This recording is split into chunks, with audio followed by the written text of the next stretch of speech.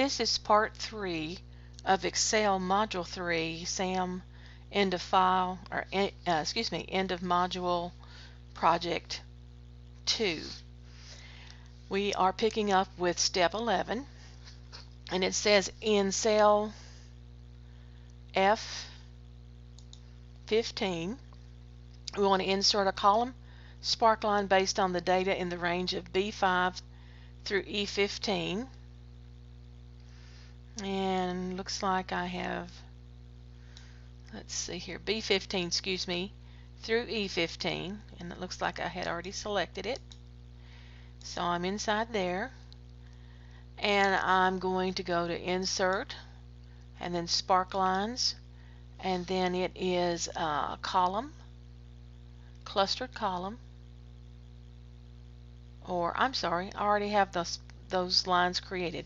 Well, let me go through the process here with F15, B15, E15, based on the contents, display high and low points in the sparklines. Okay, I'm on the right one, sorry. So I want to do a column. I'm going to go and select the range, which should be B15 through E15, and notice how I choose an absolute reference to cell F15. In other words, this particular spark line, which is actually a column, will absolutely reside in that cell. So we're just going to say OK. And then what we want to do is up here in our design group, I want to choose the high point and the low point. And then what we need to do, and let me just kind of scroll over here a little bit.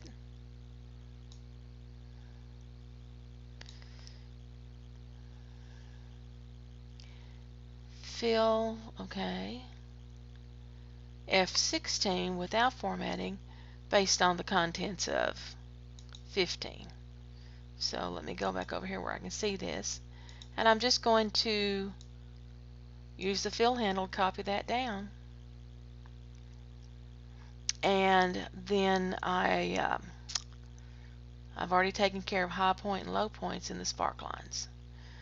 The low line there is just a line, red line, so it alternates red, blue, but it's hard to tell because the starting quarter is based as the lowest point. But we can see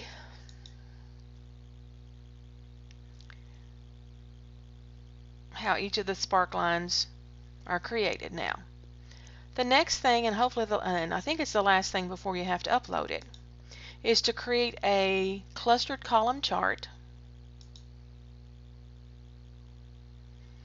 based on A3 through E7. So let's go make that selection first of the range we want to create the column chart for. A3 through E7. Notice we're not getting the total row, and we're going to stop at E7. We don't want to include the total row in this, we just want to get the quarters and the items for each of those. So I've got my range selected. I'm going to go to Insert, and I have the group of charts. The next to the recommended charts, the very first one in the top row is Insert Column or Bar Chart. So we're going to choose that, and the very first one in the 2D is the clustered column. So we'll click on that. Then it says that we need to resize and proportion it so its upper level corner is in A18 and the lower right corner is in cell G29. So I'm just going to open this up so it'll be a little bit easier to see everything. And I'm just going to grab a hold of this and start to drag it down. Sometimes it'll be persnickerty, and it's going to really be persnickerty. Don't you love the words your teacher comes up with? Now I've still got to move it all the way over, so I've got it down now so I can get it to column A18 in the upper kind of left hand. I can take it up to the line without going over.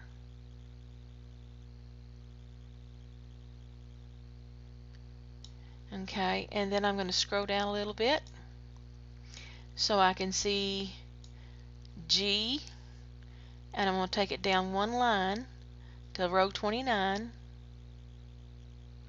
and I'm just trying to line up with the guidelines that are already there for the cells. Now, the next thing they have me do is change the title, and I'll go back to the instructions.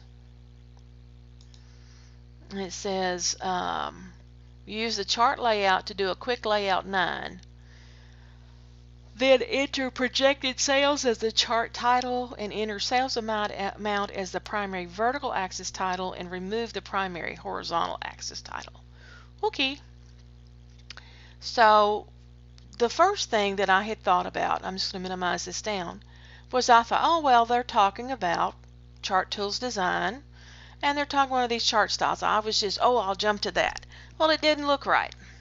And then I realized it had said quick layout, not a chart style. And so I have to go over here for the quick layouts.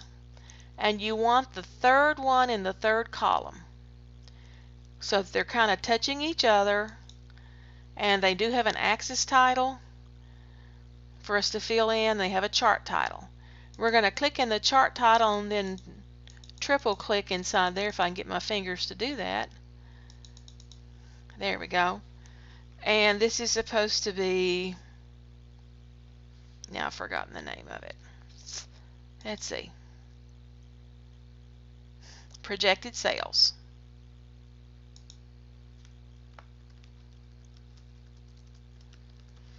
And then you don't have to hit the enter key, just click somewhere.